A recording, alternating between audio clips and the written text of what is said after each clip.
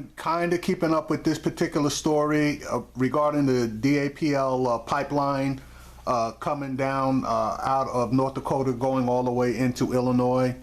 And I got real issues with this. Let me play this particular clip and then I'll make comments at the end.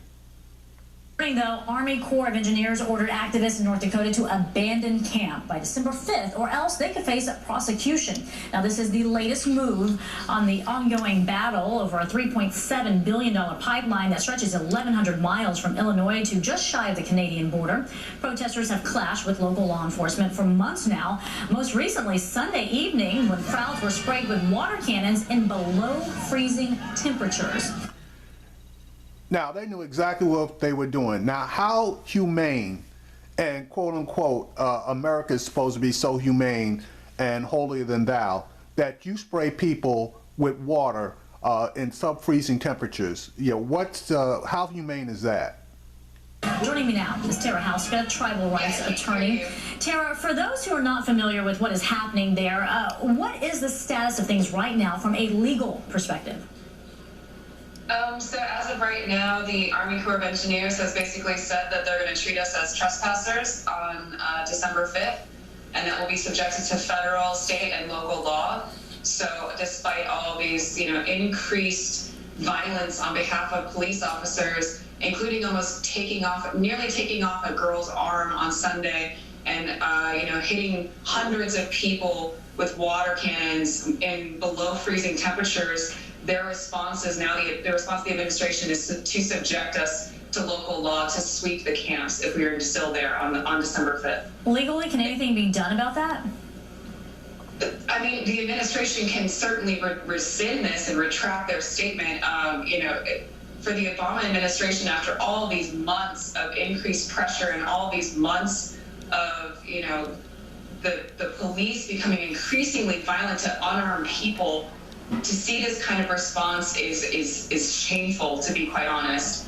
This is a encampment that's grown to thousands of people. There's 9,000 people right now out there who are standing with Standing Rock on this issue. Now, I got a question for you. There's 9,000 people out there. They're protesting this pipeline coming down through sacred Indian burial grounds.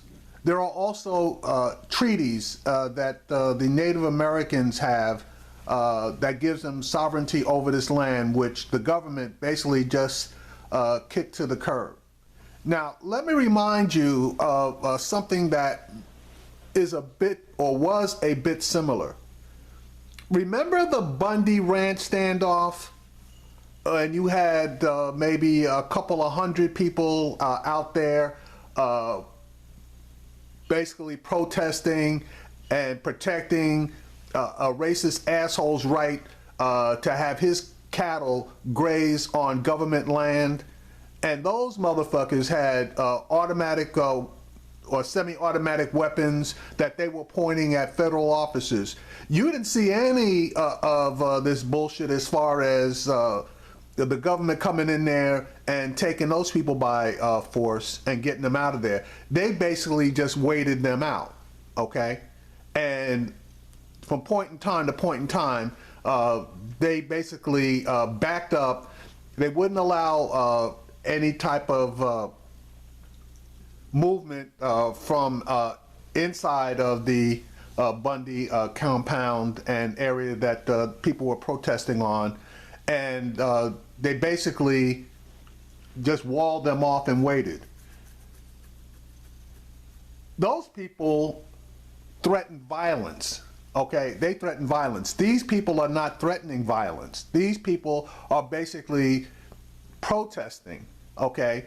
And the government is technically, in my opinion, in violation of treaties that they've signed with these particular tribes. So they're utilizing eminent domain in order to supersede the rights of the people.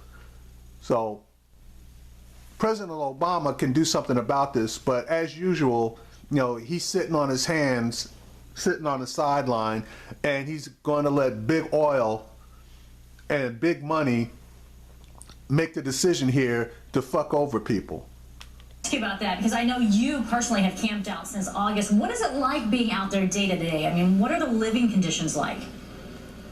It's it's a gathering of nations. It's a gathering of allies. It's a gathering of people that are concerned about the environment and our future. So it's sharing of culture, sharing of food, sharing of knowledge.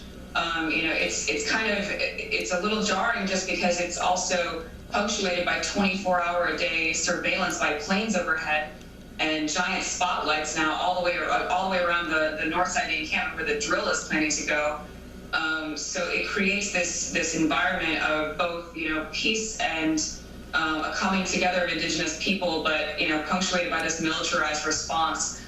There's now razor wire actually that's been established up on this hill that you're seeing in this photo, and along the bridge that was blockaded by the police, and there have been vehicles that have been chained to the bridge. People tried to move it, and the response was this really violent interaction in which they nearly took off a girl's arm. Quickly, I have to ask you this.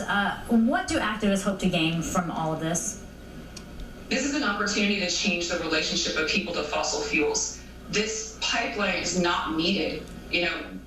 This is going to become a stranded asset. And secondly, it's also a pipeline that never had a full environmental review. It didn't have an environmental impact statement done.